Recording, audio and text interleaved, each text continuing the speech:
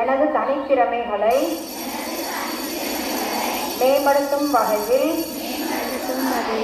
பள்ளியில் நடைபெறும் அனைத்து மன்ற செயல்பாடுகளிலும் தவறாமல் பங்கேற்பேன் என்றும்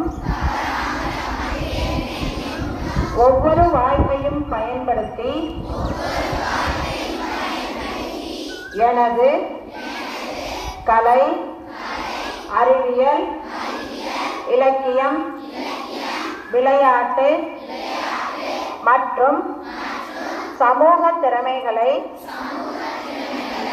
வெளிப்படுத்த ஆர்வமுடன் செயல்படுவேன் என்றும் உறுதியேற்கிறேன்.